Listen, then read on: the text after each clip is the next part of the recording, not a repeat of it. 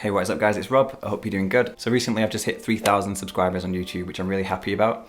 And I posted that I wanted to celebrate by doing a little bit of a Q&A video so people can leave questions and I'll answer them in a video, which is obviously what I'm doing right now. So I posted on my Twitter and I posted a little picture here on YouTube, basically just asking for questions. So if you asked me a question, then chances are I'm going to answer that right now. But before I get into that, I just want to say that I don't normally promote my other social medias probably as much as I should. So if you do have Twitter, if you do have Instagram, and you do have Facebook, and all these other things, then it would mean a lot if you would follow me on those platforms as well, because I really appreciate all the support that I get here on YouTube, and I feel like it's growing pretty nicely. So it'd be nice to maybe grow on all platforms as well. So yeah, links to my other social medias are in the description below, so check those out and please give me a follow. Also very recently as well, I've just joined TikTok and I figured I would just start posting a few little videos there. So if anyone uses TikTok as well, here's my username. So search me up and go and follow me on there as well.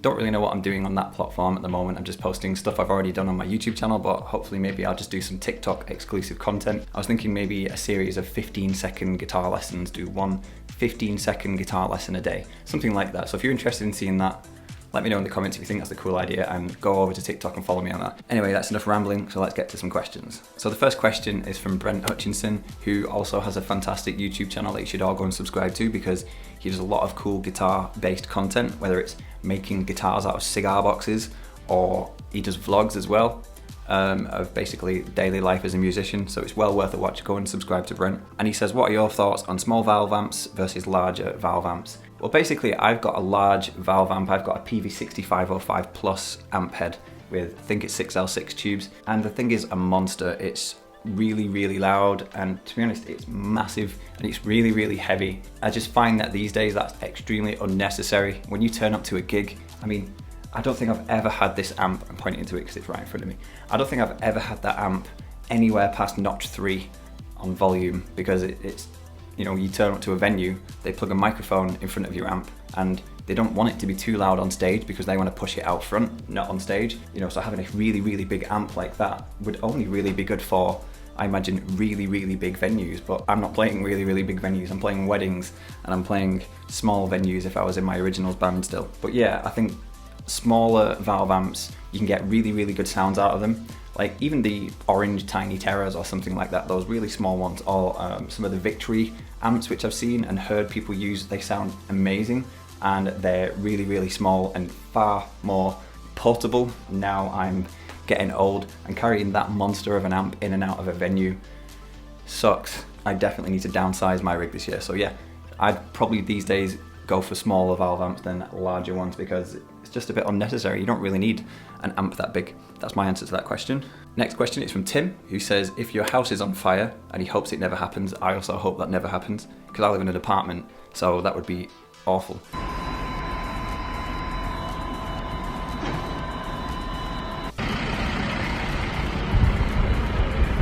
And you can save only one guitar, one pedal and one amp.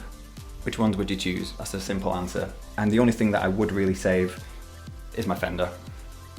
Because worst case scenario, if anything ever happened to my gear in terms of my amps or pedals, those things are really replaceable. Whereas that Fender, to me, is one of a kind. You know, I've got years and years of playing and sentimental value in that guitar. I don't think I could ever get another Fender Strat that's the same as this one. Yes, there's obviously loads of different Strats that would be very good, but nothing quite like that one because I'm so used to it. So if I had to grab anything out of an emergency, it would definitely be that. Amps and pedals, I would just leave them to burn, to be honest. Especially like I just said, that amp weighs a ton, and if the house was on fire, there's no way I'm going, I just need to grab my amp and carrying that big thing out there. I'm just grabbing the guitar and getting out of there. Good question. So Freddie asks, Gibson or Fender, and why? Now for me, that is a really tough choice these days, because as some people may know, my two main guitars is my SG and my Strat. So it's kind of like picking between one of your children. Not that I have children. So I'd have to be really awkward and just say both. Purely for, I find that my Fender is better for certain songs and my Gibson is better for other songs. In my band currently, our first live set is 90% clean settings. So Fender is really good for that because I think my Fender guitar sounds better, cleaner. And the more rockier stuff, which is usually second set as the night picks up a bit more, is better on my Gibson because I think a Gibson SG especially is more of a classic rock sort of sounding guitar and it really handles that stuff well. I've done a comparison of these two guitars both on all different sounds and stuff like that, which I'll link below. So if you're interested in that video, then go and check that out. That's me playing the Gibson and the Fender on all the same settings. So it's good to hear the comparison between those. So check that video out. Thanks for your question. And my next question is from Guitar is Life, which is Timmy, who also has another really cool YouTube channel, although you've not posted for a while. So post more videos. And he said, did you finally get to try that Marshall amp in the picture behind you? If so, what did you think of it? Because I posted on my Instagram, I also posted it here on YouTube, and I'm pretty sure it's the same amp that he has. So he was curious to know my thoughts of that. And no, I didn't get a chance to try that amp because it was purely for video purposes, and I was plugged into it and I had my guitar, but obviously we were just listening to music through the PA and miming to it for a music video, so we didn't actually get to use those amps loud. But from what I've heard anyway, it is a pretty decent amp, so hopefully in future I'll get to check one of those out. Next, from Eldridge Palmer, we just have a thumbs up. So there you go. I'm assuming the thumbs up is because in the post I said thank you for helping me past 3,000 subscribers, so I assume the thumbs up is a well done, a pat on the back for that, so thank you very much. Venom's Gaming asks, who's your inspiration as a guitarist? Funnily enough, I'm thinking about a future video that I'm going to make, hopefully in the near future, of my top 5 guitar players, the ones that inspired me the most as a young guitar player when I first picked up the instrument. Who were the main guitarists that got me interested in learning and wanting to learn their style and their songs and do what I do, all those sort of things. But I think if I show you this guitar again, this is probably the main clue of my biggest inspiration as a guitar player, even today, to be honest. There's probably no prize for guessing the answer to that question. And it's not Tony Iommi. So yeah, if you're interested in hearing more about my influences and inspirations as a guitar player, then stick around because I'm going to make a video about that shortly. So what's the best budget tube amp that you've tried? Good question. I don't know about budget, but I think the best sounding tube amps that I've tried, in my opinion, are Orange amps. Even though I've never had one, I've had friends that have got them and they just sound phenomenal. Even like I said earlier, the micro amps, the really small valve amps, which I can't imagine they're that expensive, sound fantastic. And I've played tours with other bands who have taken a tiny Terror, literally it's got like a little handle on it like that, they're about this big, and they've taken that on tour as their touring rig, and it sounds great.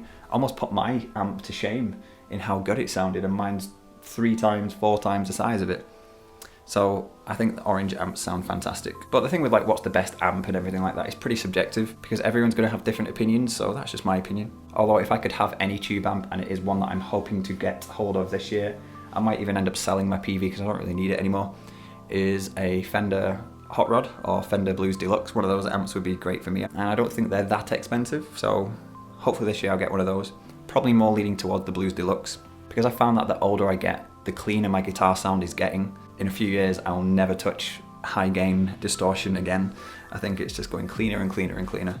But thanks for your question. Jovial Demon 01, really cool username. Recently started watching your vids. Love your work, dude. How long have you been playing guitar? Well, thank you very much for watching my videos. It means a lot, and I'm glad you enjoy them. And I've been playing guitar, I think I started in 2003. I was about 13. I'm 30 now, so 17 years. Wow, almost 2 decades. Pretty crazy. And last question from YouTube is, hi Rob, I got the same guitar as you and the same year also, but mine is cherry red. I was wondering what kind of guitar stand do you use? Forgot to mention the guitar is a 2019 SG Gibson. I bought a quality guitar stand, but it left an imprint on the back of my 6-month-old SG. That's why I was wondering what stand do you rest your SG on? Currently, my SG is on this sort of stand, which just has a little bottom piece for it to rest on, and a little hook thing for the neck, which is kind of got this leathery, rubbery material there. And as far as I can tell, there's 0 marks on the neck there where it makes contact. I think there's no marks, well, there's quite a lot of marks on the body, but that's from playing, that's like buckle rash sort of thing. But not from a guitar stand. I've never had that before where a guitar stand has left an imprint. But I also have these as well, which are the wall hangers, so I don't have them up as well because I've only just recently moved into this new office and everything like that, and I still need to sort of strip all the wallpaper, paint it, put my foam up and everything like that before I can then start putting guitars on the wall. But this is one of the Hercules ones. I'll leave a link to where you can get these in the description, which is just a Hercules wall stand for your guitar, or a wall clamp. And what this one does is the pressure and the weight of the guitar pulls down, which closes these little things, which I think is pretty cool. A little bit of extra security that it's not going to fall out. I've not had any marks on any of my guitars left from this guitar stand, so I recommend either of those. So either the Hercules one, if you can put one on the wall. If not, maybe that one. For anyone interested, I'll leave a link to where you can find both of those in the description, if I can find them online. Okay, I think there was only one more question, and I think this is a question on Twitter, so let me just find that one. And the last question is from Anne-Marie, whose son comes to me for guitar lessons. She asks, have you made any new tunes lately? Can we expect to see any new originals from you in the future? I really hope so. One of my biggest hopes for this year, and it's something I've not really talked about yet, is I would very much quite like to write more of my own original music, because as some people may know, I used to be in an originals band, and last year I left that band. I was in it for like almost a decade, so it was a big part of my life, and I left that band last year just because I just felt like it was the right thing to do at the time, and I still support that decision. But I wrote music for that band, not all of it, I'm not taking all of the credit. Writing music is something that I still kind of want to do. I think I just need to find the confidence in my voice to actually sing the words that I write and maybe put them out there for other people to listen to, because if I would write words or anything in the other band, I knew that the other guys were going to sing them, so it didn't really matter. Whereas now that's a thing, so hopefully this year, I think it'd be amazing to get at least one song out there of my own that I've written and sang myself, so I do hope that happens. So yeah, hopefully new music from me at some point this year. That's my goal anyway. So thank you very much for all of your questions. Those are the only ones that I got, but this is something that I would like to do a little bit more. So if anybody else has got any more questions, then please comment the questions below on this video. Or like I said, follow me on different social medias and send me a question on Twitter, on Instagram, anything like that, and I will compile them and I'll hopefully make another video pretty soon, or maybe like once a month or something like that. I'll do a Q&A like this and answer some of your questions. So thank you very much for asking me these questions. Hope you enjoyed the video, hope you enjoyed my answers. So don't forget to like the video, it really does help me out with the whole algorithm and everything like that, which I'm still kind of figuring out for the time being. So thanks for watching, and hopefully see you in my next video.